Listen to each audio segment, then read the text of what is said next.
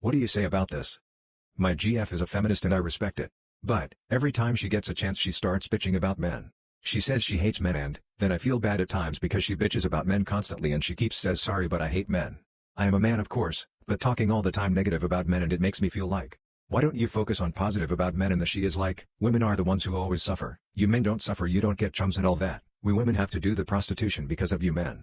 It drains heavily out of me, and I think I should break up and move on to gain the peace. I regret being in a relationship but I truly love her. What should be done? I don't know. My ex left me and I still cannot get over my parents' reaction. Okay, so let's start by saying my mom and dad are complete opposites. My dad is a no-touch person and doesn't like getting emotional but will fight to death if someone hurts or threatens anyone. Mom, on the other hand, is more of a loving carefree spirit. She'd hug you and kiss you and always is there emotionally. She does share that same fighting spirit my dad has. So my ex-BF left me right after 9 in front of my house. At the end of it, I go inside, explain and my mom just randomly leaves.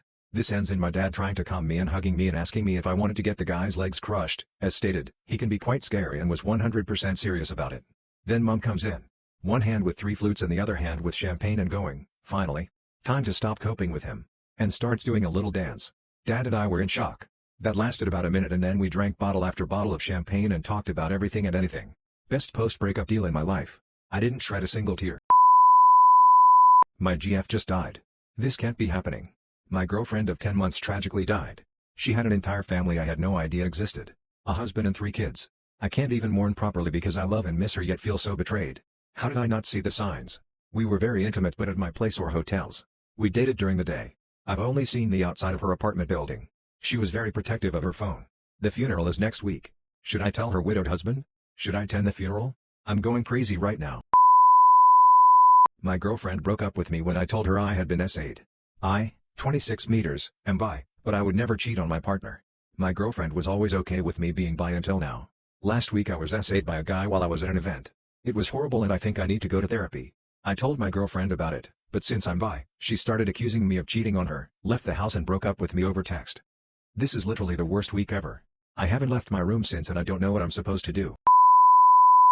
I found my neighbor's body today. So I was having a day off and it was the most normal, mundane day. I was taking it easy, as I just got back from a week-long road trip. At one point in the afternoon, I decided to go to do some cycling for exercise. I live in an apartment building, with indoor storage units on the ground floor. I keep my bike there, so I went, humming along internally, thinking mundane thoughts like I should definitely pump my tires, as it's been more than a week since my last ride.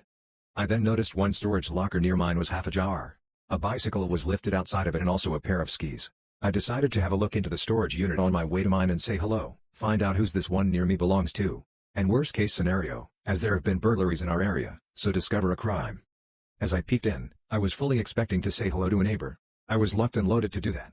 I was so certain this was going to be a normal interaction. And when my eyes went in, my heart sank. For 2 seconds I could not believe what I was seeing. There was a person all right, but he was gone. He was hanging by a string around his neck.